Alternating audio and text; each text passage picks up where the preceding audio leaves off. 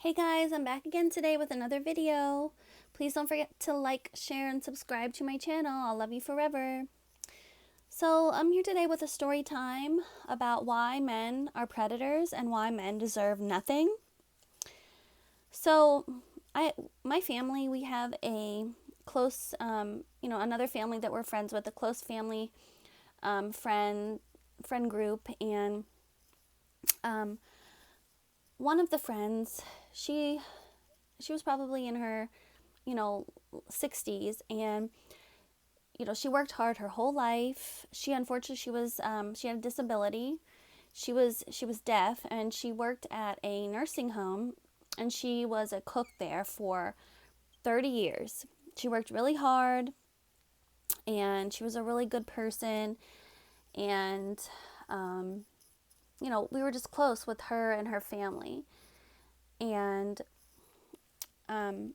one night, and this was about 5 years ago, we got a call, and it was like New Year's Day, and her mother, this woman's mother, had called and said, "Oh my goodness, Linda, she was murdered. She's dead, and her neighbor killed her."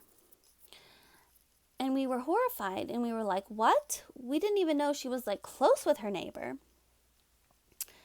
So what happened was, as this woman Linda, she had just retired from her job at a nursing home as a cook, and she had just bought like a new car. She had a brand new SUV, and she had a new neighbor that had moved in next door to her, and he was about in his mid 20s, and she was in her 60s.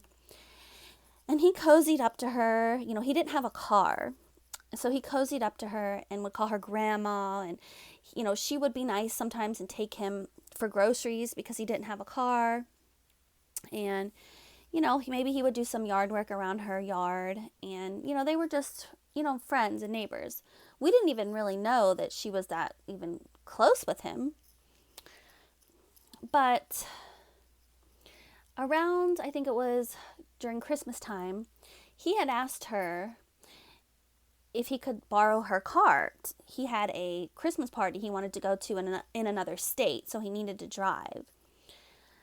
I think he was supposed to be meeting a girl there.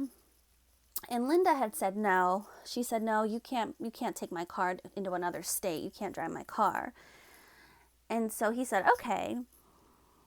So I guess what ended up happening is that he broke into her basement. He kicked in the window. He went through the basement window. He snuck up the stairs, and he was looking for her car keys because he planned to steal her car. He was going to go to this Christmas party to meet this girl by hook or by crook. So what she ended up, I guess, she had a dog, and it was barking. It heard him breaking in, and so Linda woke up, and she confronted him. Apparently, this is what the police think happened. Well, he went into her kitchen, and he got a steak knife, and he stabbed her to death. Stabbed her, slit her throat. He murdered her in her own home. He took her car keys. He went to the party. He met the girl there, was joyriding around with her in the car, in Linda's brand new car that she bought after she retired. And, the police were looking for him. He kept the car, and he was riding around in it, and they turned on her OnStar, her GPS. She didn't pay for the service, but they had it turned on, and that's how they located him, and they arrested him, and he was found guilty of murdering her. And it came out later that this guy was like bipolar and had all these problems, and he was in and out of jail, and he had killed little animals in his past, and he was just a psychopath. But yes, the moral of the story is men are predators. I don't care what you look like, how old you are, what your occupation is, where you live, what demographic you are. Men will always target you. And apparently Linda was targeted because she had a nice car. I mean, she drove an old little beat up car for so many years of her life. And then when she retired, she decided to treat herself with a new SUV. And she was murdered over it. So ladies, this is just a story of warning. please be careful out there on those streets because men are predators. They will target you for anything that they think you have that they want, and you won't even see it coming. So please guard your hearts and guard your homes. Just guard everything that you own. Okay? Until next time, bye guys.